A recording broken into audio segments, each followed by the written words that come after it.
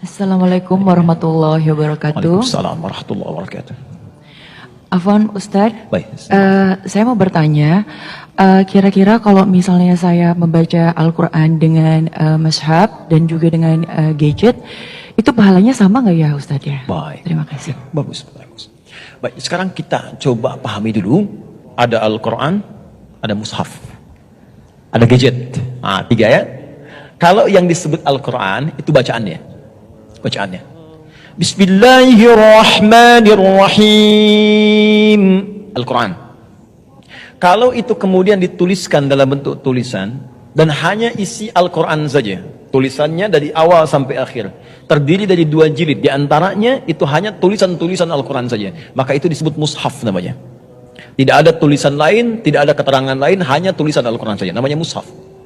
Kalau sudah bercampur dengan yang lainnya, kalau ada terjemahan disebut terjemah, kalau ada penjelasan disebut dengan tafsir. Kalau masuk ke handphone sudah bukan mushaf lagi namanya, karena bercampur dengan perangkat lainnya. Orang Arab menyebutnya dengan jihaz, perangkat tertentu, cuma ada program mushaf di dalamnya, maka hukumnya beda. Kalau mushaf maka diperlakukan dengan baik, tidak boleh dibawa ke tempat-tempat yang dilarang. Contoh, tidak ada orang ke toilet bawa mushaf ya. Kenapa bawa mushaf ke toilet? Mau nyari doanya di Quran? Terlalu banyak alasan ya.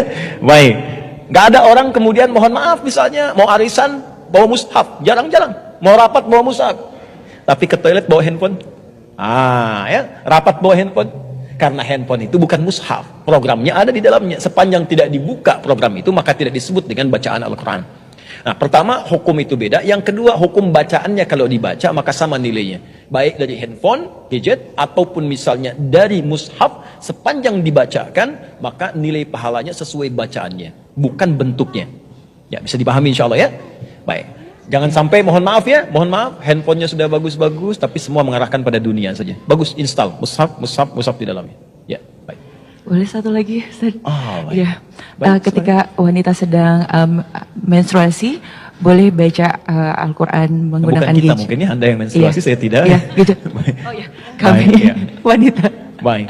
Boleh menggunakan gadget membaca Al-Qurannya? Baik. Di sini ada silang pendapat di kalangan para ulama. Ya, kalau megang itu sepakat tidak boleh. Ya, ada yang mensyaratkan sudah pakai tisu atau yang lainnya. Ya, kalau baca ada menyebutkan tidak juga. Ya, dilarang. Kenapa dilarang? Karena keadaan sedang tidak suci, sedangkan Al-Quran suci. La yamassuhu illal mutahharun. Tidak menyentuh Al-Quran itu kecuali orang-orang yang disucikan.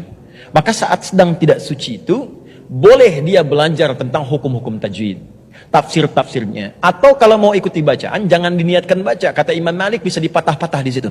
Ya, misal kita mau belajar Al-Fatihah yang benar misalnya kan, bisa diminta Ustadz bacakan, kita terpatah-patah untuk niat baca, tapi bacanya untuk belajar bukan menyengaja baca. Bismillahirrahmanirrahim, dilihat tarakiknya, tafkhimnya dan sebagainya. Ya, ini barangkali gambaran-gambaran demikian. Tapi saya berikan berita gembira sebagai penutup bagi para kalangan kaum hawa. Ada hadis sahih di Al-Bukhari, riwayat sahabat Abu Hurairah. Idza maridal 'abdu aw safar kutiba lahu mithla ma kana 'alaihi muqiman sahihan. Kalau ada seorang hamba sedang sakit uzur atau dalam keadaan safar, ya, maka kalau dia nggak mampu mengerjakan amalan rutinnya, pahalanya tetap dituliskan sempurna. Anda biasa misalnya baca Quran kemudian sakit nggak bisa baca, maka pahalanya tetap diberikan sempurna. Kata para ahli fikih yang lainnya, ini hadis berlaku juga bagi perempuan yang sedang sucinya. Saat sucinya baca Quran, sholat sunnah, baca Quran, sholat sunnah, begitu sedang tiba masa haidnya, maka dituliskan semua pahalanya tanpa dikurangi sedikit pun. Maka saya berikan pesan kepada para perempuan, mirsa dimanapun Anda berada, manfaatkan masa suci itu untuk beramal soleh yang banyak.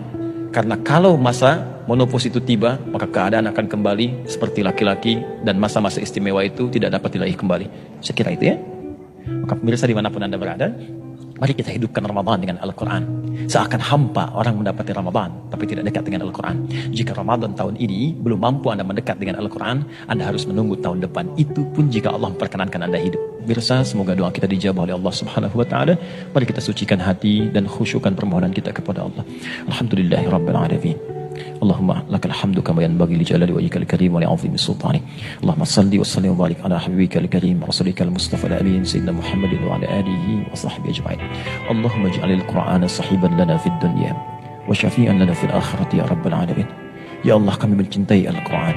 Mohon jadikan Al-Quran sebagai sahabat terindah kami di dunia dan pemberi syafaat terbaik kami saat di akhirat. Allahumma zayyin ya Allah qulubana binuril Qur'an wa nawwir lisanana wa absarana binuril Qur'an. Ya Allah, mohon hiasi ya Allah hati kami yang paling dalam dengan cahaya Al-Quran, dan terangi lisan kami, pandangan kami dengan penerangan-penerangan dari Al-Quran. Allahumma ja'alna ya Allah min muhibbil Qur'anil Karim. Ya Allah, mohon jadikan kami termasuk para pecinta Al-Quran, min ahlika wa khasati, termasuk orang-orang yang kau khususkan dalam hadis dan lisan Nabi sallallahu alaihi wasallam. Allahumma ya Allah, Allahumma ya arhamar rahimin, adkhilna al-jannata ya Allah ma'a abaina wa ummahatina ka ahli Al-Quranil Karim. Ya Allah, kami mohon naikkan status kami di akhirat sebagai ahli Al-Quran yang mampu mengandeng ayah kami, ibu kami, ibunda yang telah mengandung kami.